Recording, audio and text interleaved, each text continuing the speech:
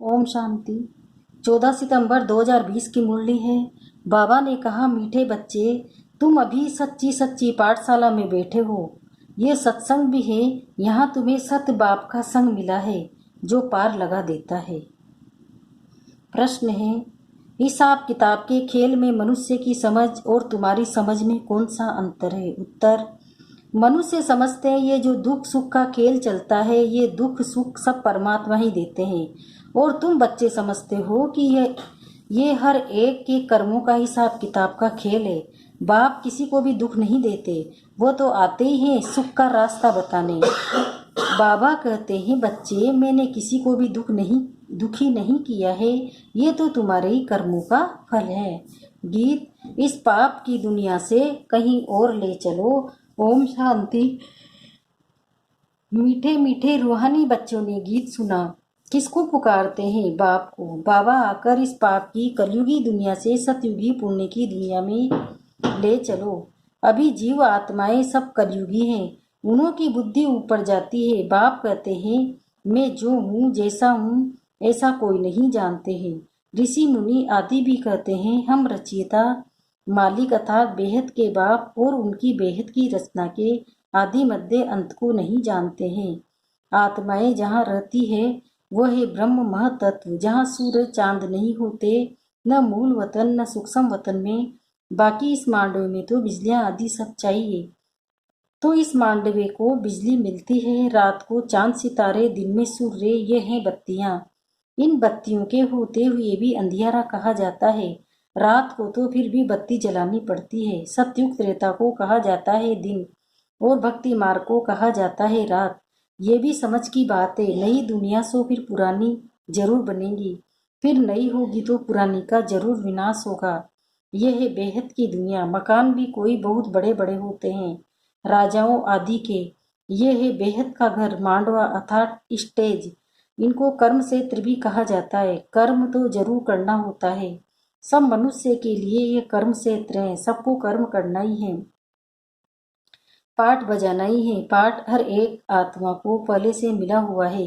तुम्हारे में भी कोई है जो इन बातों को अच्छी रीति से समझ सकते हैं। वास्तव में ये गीता पाठशाला है। पाठशाला में कभी बूढ़े आदि पढ़ते हैं क्या? यहाँ तो बूढ़े जवान आदि सब पढ़ते हैं। वेदों की पाठशाला नहीं कहेंगे, वहाँ कोई भी एम ऑब्जेक्ट होती नहीं है। हम इतने वेद शास्त्र आदि पढ़ते हैं, इनसे क्या बनेंगे ये जानते नहीं। कोई भी जो सत्संग है, एम ऑब्जेक्ट कुछ नहीं। अब तो उनको सत्संग करने में से लज्जा आती है। सब तो एक ही बाप है, जिसके लिए कहा जाता है संग तारे कुसंग बोरे। कुसंग कलयुगी मनुष्य का, सत का संग तो एक ही है। बाकी तुमको वंडर लगता है। सारे सृष्टि के आदि मध्य अंत का ज्ञान कैसे बाप देते हैं? तुमको तो खुशी होनी चाहिए। तुम सच्ची सच्ची पाठशाला में बैठे हो। बाकी सब है झूठी पाठशाला। उन सत्संगों आदि से कुछ भी बनकर निकलते नहीं। स्कूल कॉलेज आदि से फिर भी कुछ बनकर निकलते हैं, क्योंकि पढ़ते हैं। बाकी कहाँ भी पढ़ाई नहीं है। सत्संग को पढ़ाई नहीं कहेंगे। शास्त्र आदि तो पढ़कर फिर दुकान खोल बैठते हैं, पैसा कमाते हैं। ग्रंथ थोड़ा सीख कर गुरुद्वारा खोल बैठ जाते हैं। गुरुद्वारे भी कितने खोलते हैं। गुरु का द्वार अर्थात घर कहेंगे ना, फाटक खुलता है, वहां जाकर शास्त्र आदि पढ़ते हैं। तुम्हारा गुरुद्वारा है मुक्ति और जीवन मुक्ति धाम, सतयुग द्वारा, सतगुरु द्वार। सतगुरु का नाम क्या है? अकाल मूर्त। सतगुरु को अकाल मूर्त कहते हैं। वो आकर मुक्ति जीवन मुक्ति का द्वार खोलते हैं। अकाल मूर्त है ना, जिसको काल भी खा नहीं सकता। आत्मा ही बिंदी, उनको काल कैसे खाएगा? वह आत्मा तो शरीर छोड़कर भाग जाती है। मनुष्य समझते हैं थोड़े ही है कि एक पुराना शरीर छोड़ फिर जाए दूसरा लेगी। इसमें रोने की क्या दरकार है? ये तुम जानते हो, ड्रामा अनादि बना हुआ है, हर एक को पाठ बजाना ही है।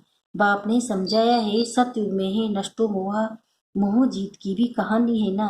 पंडित लोग सुनाते हैं, माताएं भी सुन सुनकर फिर ग्रंथ रख बैठ जाती है सुनाने के लिए। बहुत मनुष्य जाकर सुनते, उनको कहा जाता है कनरस। ड्रामा प्लान अनुसार मनुष्य तो कहेंगे हमारा दोष क्या है? बाप कहते हैं, तुम हमको बुलाते हो कि दुख की दुनिया से ले जाओ, अब मैं आया हूँ तो मेरा सुनना चाहिए ना। बाप बच्चों को भेंट समझाते हैं, अच्छी मत मिलती है तो वो लेनी चाहिए ना। तुम्हारा भी कोई दोस्त नहीं है, ये भी ड्रामा था। राम राज्य रावण राज्य का खेल बना हुआ है। खेल में कोई हार जाते हैं तो उनका दोस्त थोड़ी ही है। जीत और हार होती है, इसमें लड़ाई की बात नहीं। तुमको बादशाही थी, ये भी आगे तुमको मालूम नहीं था। अभी तुम समझते हो जो सर्विसेबल है, जिसका नाम बाला है, दिल्ली में सबसे नामी ग्रामी, समझाने वाला कौन? तो झट नाम लेंगे जगदीश का। तुम्हारे लिए मैगजीन भी निकालते हैं, उसमें सब कुछ आ जाता है। अनेक प्रकार की पॉइंट्स निकालते रखते हैं। ब्रजमोहन भी लिखते हैं। लिखना कोई मासिक का घर थोड़े ही है। जरूर विचार सागर मंथन करते हैं, अच्छी सर्विस करते हैं। कितने लोग पढ़कर खुश होते हैं। बच्चों को भी रिफ्रेशमेंट मिलती है। कोई कोई प्रदर्शनी में बहुत माथा मारते हैं, कोई कोई कर्म बंधन में फंसे हुए हैं, इसलिए इतना उठा नहीं सकते हैं। ये भी कहेंगे ड्रामा अबलाओं पर भी अत्याचार होने का ड्रामा में पार्ट है। ऐसा पार्ट क्यों बजाया, ये प्रश्न ही नहीं उठता। ये तो अनादि बना बनाया ड्रामा है, उनको कुछ कर थोड़े ही सकते हैं। कोई कहते हैं हमने गुनाह क्या किया जो ऐसा पार्ट रखा। अब गुनाह की बात नहीं है, ये तो पार्ट है। अबलाएं कोई तो निमित्त बनेगी जिन पर सितम होंगे। ऐसे तो फिर सब कहेंगे हमको ये पार्ट क्यों नहीं, ये बना बनाया ड्रामा है। पुरुषों पर भी अत्याचार होते हैं। इन बातों में सहनशीलता कितनी रखनी चाहिए, बहुत सहनशीलता चाहिए। माया के विघन तो बहुत पड़ेंगे। विश्व की बादशाही लेते हो तो कुछ मेहनत करनी पड़े। ड्रामा में आपदाएं खिटपिट आदि कितनी है। अबलाओं पर अत्याचार लिखा हुआ है, रक्त की नदियां भी बहेगी, कहाँ भी सेफ्टी नहीं रहेगी।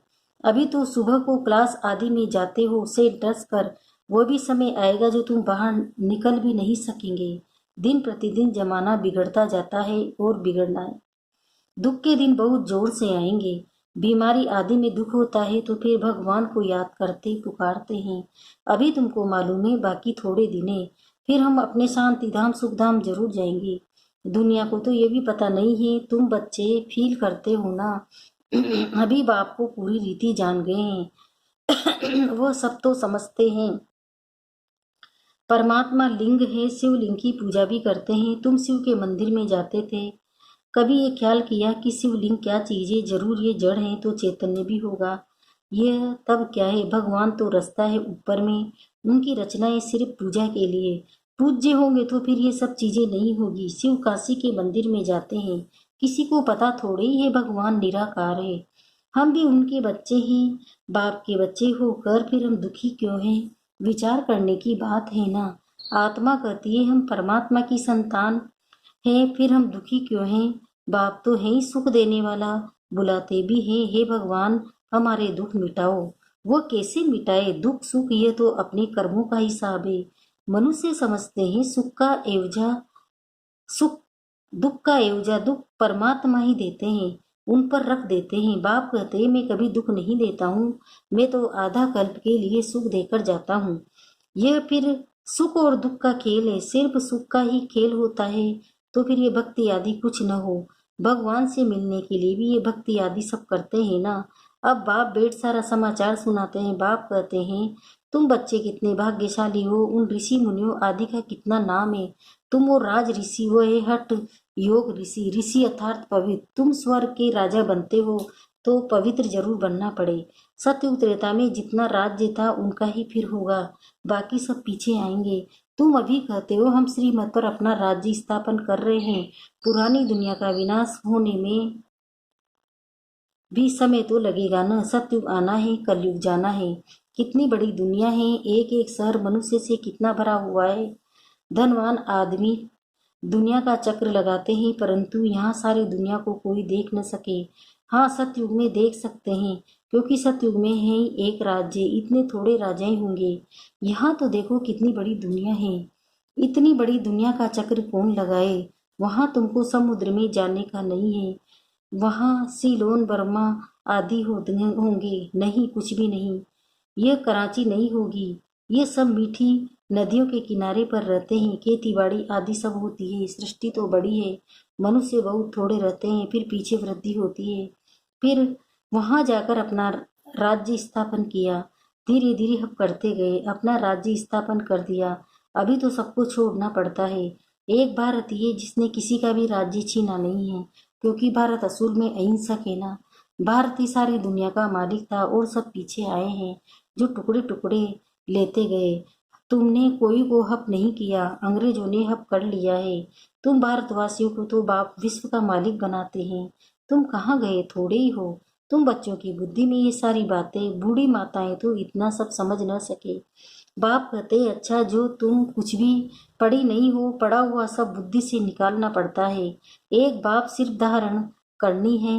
मीठे बच्चे बाप को याद करो। तुम कहते भी थे ना बाबा आप आएंगे तो हम वारी जाएंगे, कुर्बान जाएंगे।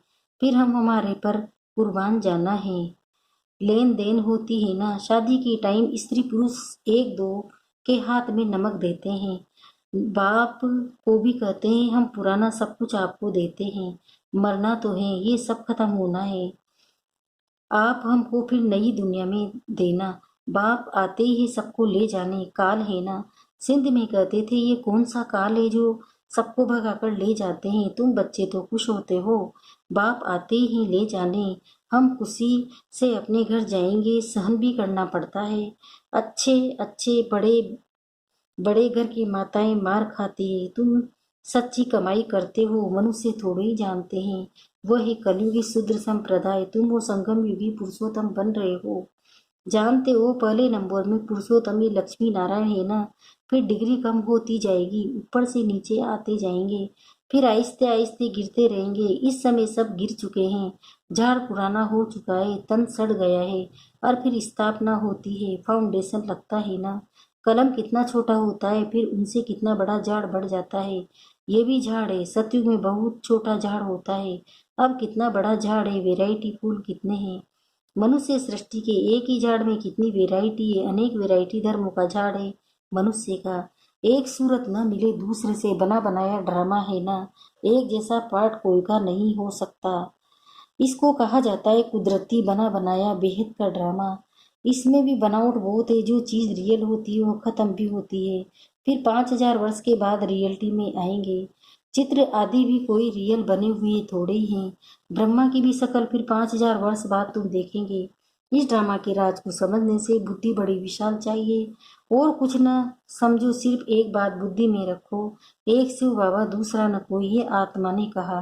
बाबा हम आपको ही याद करेंगे, ये तो सहज है ना। हाथों से कर्म करते रहो, बुद्धि से बाप को याद करते रहो। अच्छा मीठे मीठे से खिलते बच्चों प्रति माता पिता बाप दादा का याद प्यार और गुड मॉर्निंग। रूहानी बाप की रूहानी बच्चों को नमस्ते। हम रूहानी बच्चों की भी रूहानी माता पिता बाप दादा को याद प्यार गुड मॉर्निंग। नमस्ते नमस्ते नमस्ते। शुक्रिया बाबा, शुक्रिया आपका पद्मा पदम, शुक्रिया। धारणा के लिए मुख्य सार है, पहला है सहनशीलता का गुण धारण कर माया के विघ्नों में पास होना है। अनेक आपदाएं आएगी, अत्याचार होंगे, ऐसे समय पर सहन करते बाप की याद में रहना है। सच्ची कमाई करनी है। दूसरा है विशाल बुद्धि बन इस बने बनाए ड्रामा को अच्छी रीति समझना है। ये कुदरती बना हुआ है, इसलिए प्रश्न नहीं उठ सकता। बाप जो अच्छी मत देते हैं उस पर चलते रहना है। वरदान बाप समान वरदानी बन हर एक के दिल को आराम देने वाले मास्टर दिलाराम भव।